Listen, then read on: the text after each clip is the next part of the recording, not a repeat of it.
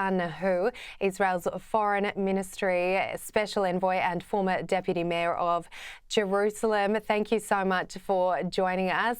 Now, as we mentioned, events in Syria are moving at a rapid pace. It's a dramatic transformation in the dynamics of the Middle East. The fall of Assad has removed the stronghold from which Iran and Russia had exercised influence across the Arab world.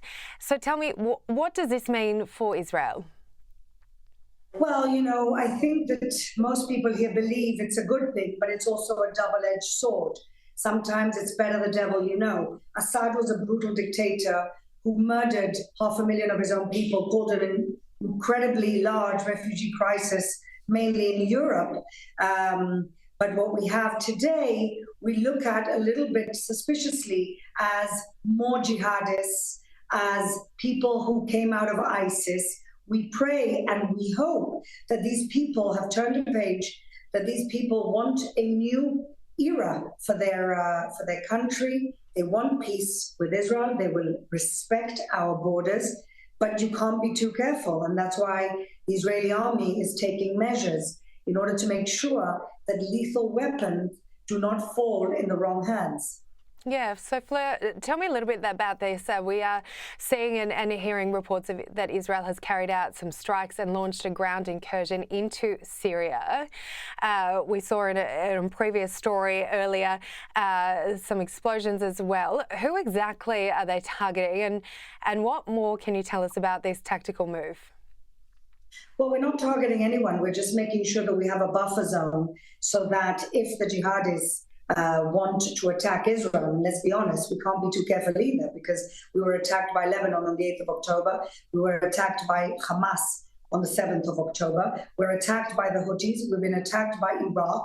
And basically, all of the tentacles of the Islamic Republic of Iran have attacked us. Now, we have a new reality in Syria, which is not under the Islamic Republic of Iran. So in that sense, it's good news. But we don't know what we're getting. We don't know if we're getting ISIS in our border. And therefore, we have to protect our border. And the Israeli military have gone in to create a buffer zone. We're not interested in affecting anyone. We just want to protect ourselves. And we've also managed to destroy a chemical plant, a chemical warfare plant, in order for this not to get into the wrong hand of jihadists. And the next thing you know, we have a chemical attack on our hands. And what are the main concerns for Israel? As you say, these rebels now take control of much of Syria, but a government is still yet to be formed. But it does appear like things are moving quite quickly. But as we've seen in that previous report as well, it is still very chaotic there as well. Well, there's so many groups in Syria. I think most people don't understand how fragmented Syria is. You've got at least 3 different opposition forces. You've got the oppositions, you've got the Kurds, you've got the Turkey-backed forces. And so it's such a fragmented place.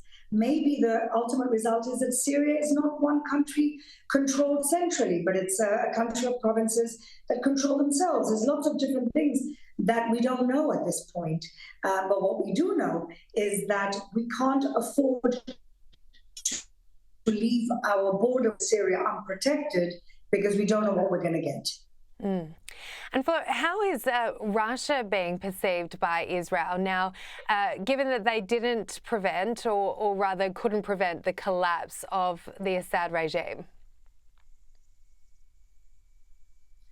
So, look, Russia has been a very negative force in the region since America decided to leave Syria, since Obama decided not to respect the red line he set himself with the Assad regime using chemical warfare on its own people.